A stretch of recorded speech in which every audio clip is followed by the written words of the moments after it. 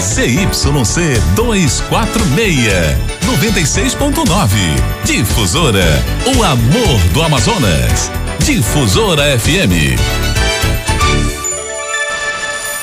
6h36 em Manaus, várias interrupções no fornecimento de energia elétrica. E a Rádio Difusora esteve fora do ar desde as 4h da manhã, motivada pela falta de energia elétrica aqui em grande parte da cidade.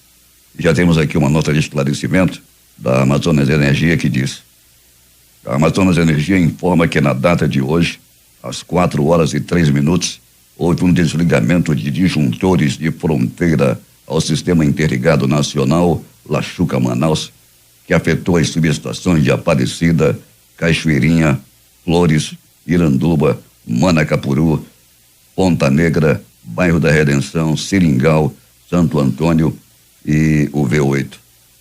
No momento, o Amazonas Energia já iniciou a retomada do sistema, autorizada pelo Operador Nacional do Sistema ONS. E, por fim, agradece a compreensão de todos os seus clientes. Repetindo, a Amazonas Energia informou que na data de hoje, às 4h03, houve desligamento de disjuntores de fronteira ao Sistema Interligado Nacional Lachuca-Manaus, que afetou as subestações de Aparecida, Cachoeirinha, Flores, Iranduba, Manacapuru, Ponta Negra, Redenção, Seringal, Santo Antônio e V8. Feito o esclarecimento, o Jornal da Manhã já está aí atrasado, claro. Estamos às 6h37 e vamos fazer aqui um sumário de notícias.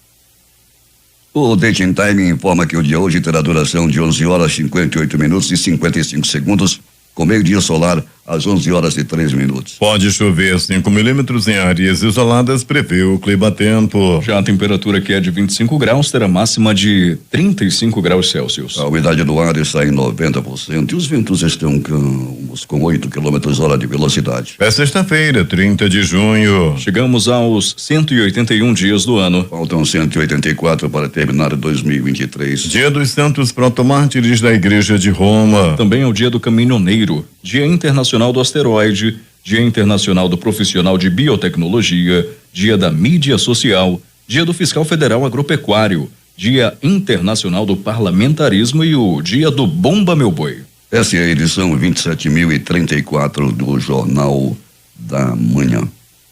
E devido ao ponto facultativo decretado por causa do Festival de Parintins, os espaços culturais terão horários de funcionamento diferenciado. O Teatro Amazonas terá visitação nesta sexta-feira, das 9 às 17 horas, com entrada gratuita para amazonenses e venda de ingressos para visitantes. Ainda nesta sexta-feira, às 20 horas, o tenor Miquel William recebe convidados para o concerto com clássicos do canto lírico. Os centros culturais Palácio da Justiça, na Avenida Eduardo Ribeiro, e o Palácio Rio Negro, na Avenida 7 de Setembro, vão abrir para a visitação das 9 às 17 horas. Já a usina Chaminé e os povos da Amazônia não vão abrir. Além disso, os teatros Jebes Medeiros, Instalação e Cine Teatro Guarani também estarão fechados. O Palacete Provincial, na Praça Eliodoro Bomb, e o Museu do Seringal, na Vila Paraíso e Igarapé São João, à frente do Tarumã-Mirim, funcionarão das 9 às 13 horas. O Museu do Homem do Norte, situado no Centro Cultural dos Povos da Amazônia, não vai abrir. O Tribunal de Justiça do Amazonas funcionará em regime de plantão nesta sexta-feira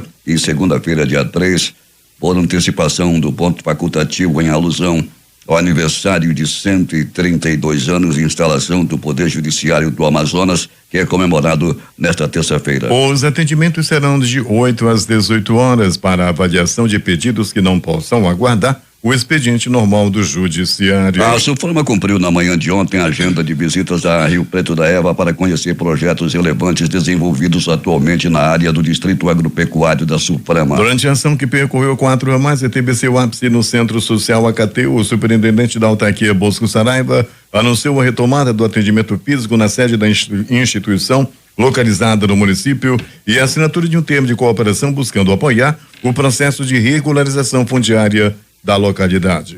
As duas medidas buscam beneficiar 3.500 famílias ou 12.500 pessoas que vivem e dependem hoje do que é produzido no DAS, de acordo com o levantamento recente feito pela própria prefeitura da cidade.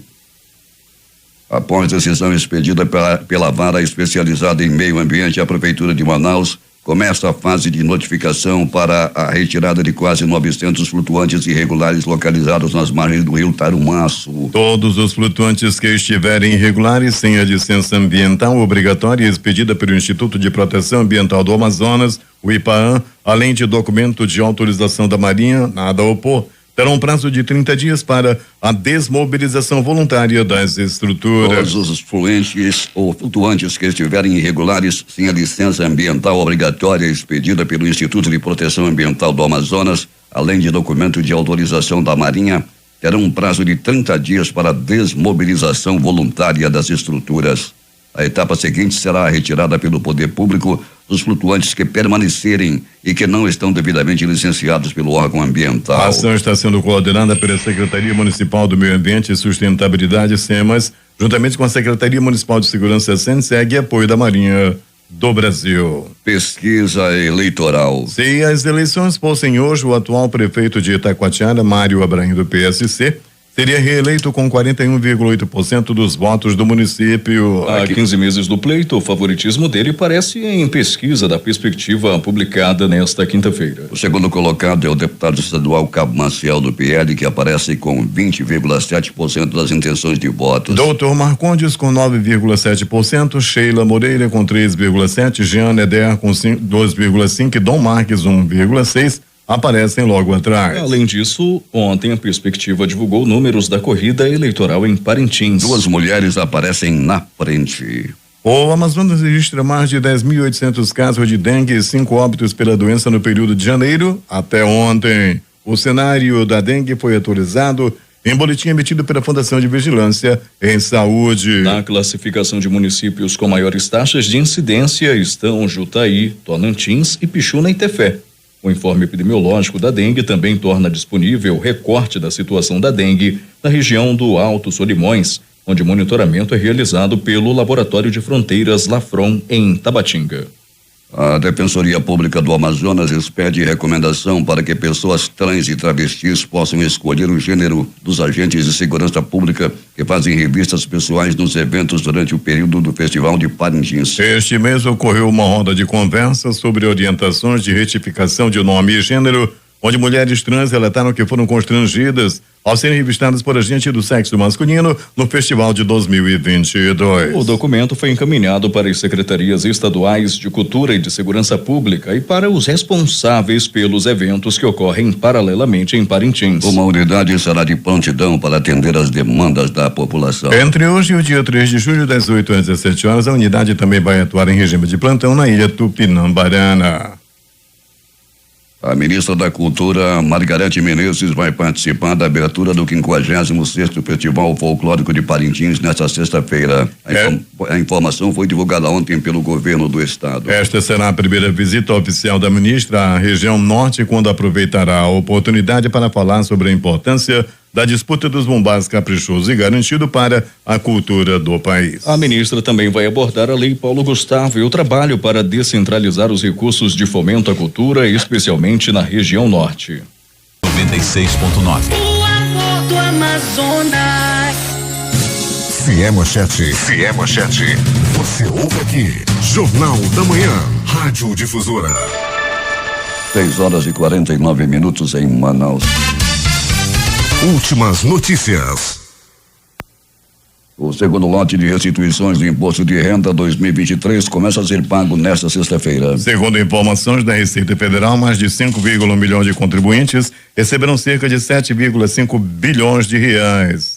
Essa cota de pagamentos também contempla restituições residuais de exercícios anteriores. Ainda de acordo com a Receita, todo o valor será destinado a contribuintes que têm prioridade no recebimento. As inscrições para o programa Universidade para Todos ProUni do segundo semestre de 2023 termina nesta sexta-feira às 23h59 e o site é este: acessounico.mec.gov.br/ProUni. A Polícia Federal deflagrou a Operação Formação Legal 2 em âmbito nacional para fiscalizar escolas de formação, extensão e reciclagem de vigilantes. A operação aconteceu em 259 escolas espalhadas pelo país. Pelo menos 300 policiais federais verificaram a regularidade dos cursos, especialmente quanto ao cumprimento da grade curricular e carga horária. controle de frequência dos alunos, quantidade máxima de alunos permitida em salas de aula, regularidade dos instrutores, regularidade na aplicação de provas, observância da quantidade mínima de tiros prevista para cada curso e outras obrigações previstas na legislação. Mais de 100 pessoas morreram no México entre 12 e 25 de junho devido ao calor extremo que atinge regiões do norte do país, informou o governo nesta quinta-feira. Essa semana a temperatura máxima foi registrada em Aconchi, Sonora, com 49 graus Celsius, segundo a Secretaria de Saúde. Depois do fim da rebelião do grupo Wagner na Rússia, o presidente Vladimir Putin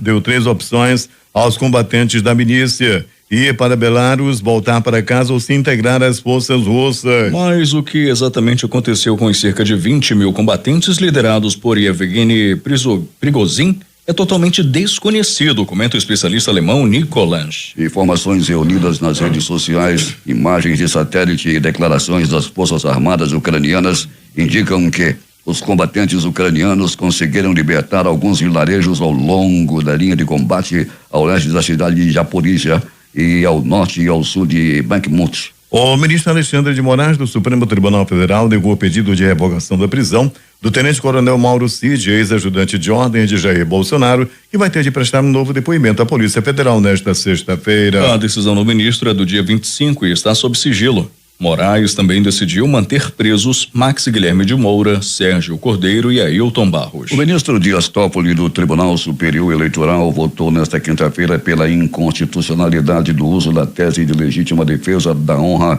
para justificar a absolvição de condenados por feminicídio. O Supremo julga uma ação protocolada pelo PDT em 2021 para impedir a absolvição de homens acusados de homicídio contra mulheres, com base no argumento de que o crime teria sido cometido por razões emocionais, como uma traição conjugal, por exemplo. Por meio da Lei Paulo Gustavo, o governo federal viabiliza para o Amazonas 87 milhões de reais, sendo 51 milhões e 700 mil para o governo estadual e 35 milhões e 600 mil reais para os municípios do interior. Dessa maneira, a lei promove o maior investimento direto em cultura da história. São 3,8 bilhões disponíveis para todo o Brasil, segundo o governo. Estados, municípios e o Distrito Federal têm até o dia 11 de julho para solicitar os valores. A partir de 2025, o regime de metas de inflação mudará com um horizonte mais alongado, anunciaram nesta quinta-feira em Brasília os ministros da Fazenda, Fernando Haddad, e do Planejamento, Simone Tebet. O regime de meta contínua foi aprovado por unanimidade pelo Conselho Monetário Nacional na reunião de ontem. O órgão manteve as metas de 2024 e para 2025 em 3%, com a mesma margem de tolerância. O CMN também anunciou a meta de inflação para 2026, que será de 3%, com margem de tolerância de 1,5 ponto percentual para mais ou para menos. O ministro André Ramos Tavares, do Tribunal Superior Eleitoral, proferiu o terceiro voto pela condenação do ex-presidente Jair Bolsonaro à inelegibilidade pelo período de 8 anos. Com o voto do ministro, o placar do julgamento é de 3-1 pela condenação do ex-presidente. Após o voto do ministro, a sessão foi suspensa e será retomada logo mais às 12 horas. Faltam os votos de 3 ministros para a conclusão do julgamento. A expectativa é de que o placar fique em 5-2 pela inelegibilidade. O presidente Luiz Inácio Lula da Silva vai receber o comando temporário do Mercosul na próxima terça-feira, durante a 62ª cúpula do Mercosul e países associados, a ser realizada em Puerto Iguaçu, na Argentina. A presidência temporária do grupo formado por Brasil, Argentina, Uruguai e Paraguai terá duração de 6 meses e a grande expectativa é pela conclusão do acordo Mercosul-União Europeia. O presidente Lula disse ontem que pretende levar a edição deste ano da Conferência das Nações Unidas sobre Mudanças Climáticas, COP28, uma posição conjunta de países que compõem a Amazônia Sul-Americana a respeito das questões ambientais. A COP28 acontecerá em Dubai, nos Emirados Árabes, entre 30 de novembro e 12 de dezembro. Queremos construir com os 8 países da América do Sul uma política unitária para que a gente possa chegar na COP28 com a posição correta em defesa dos países que mantêm florestas em pé, como na América do Sul. Além do Brasil, a Amazônia está na Bolívia, Peru, Equador, Colômbia, Venezuela, Guiana, Suriname e Guiana Francesa. Lula também citou a República Democrática do Congo, a República do Congo, na África e a Indonésia, na Ásia, como nações integrantes de um posicionamento de países que mantêm florestas em pé.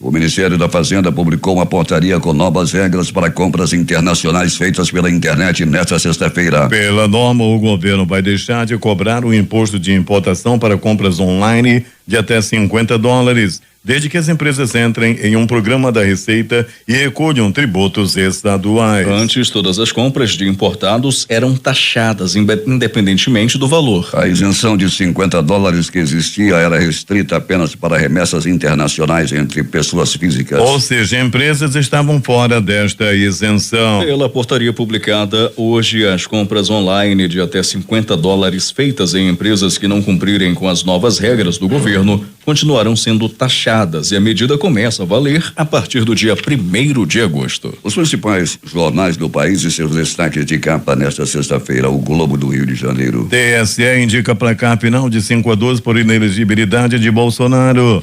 Julgamento foi interrompido antes dos votos de Cássio, Carmen e Moraes. A Folha de São Paulo estampa. Surto de sarna entre afegãos no aeroporto de Guarulhos escala crise migratória. Episódio joga luz nas precárias condições de higiene às quais eles estão submetidos. O Estado de São Paulo. Economistas trocam farpas nas redes sobre proposta de reforma tributária na Câmara. Disputa chegou ao Twitter e WhatsApp às vésperas da data prevista de votação da proposta. Planalto Central, capital da República, Correio Brasiliense. Vídeo mostra pedófilo carregando menina de 12 anos dentro de mala no DF.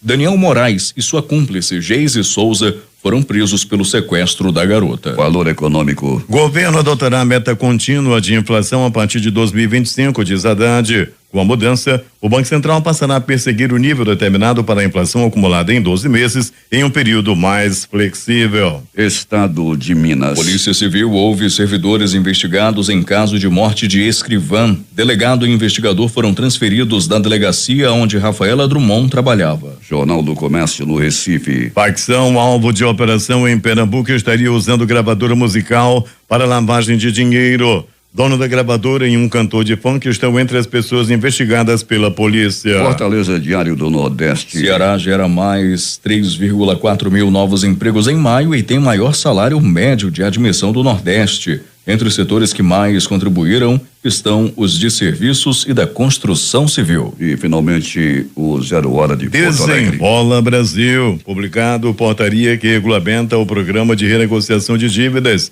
São duas faixas contempladas: pessoas com renda mensal de até 2 salários mínimos ou inscritas no cadastro único. A Central do Jornalismo da Rádio Difusora acaba de apresentar o Jornal da Manhã.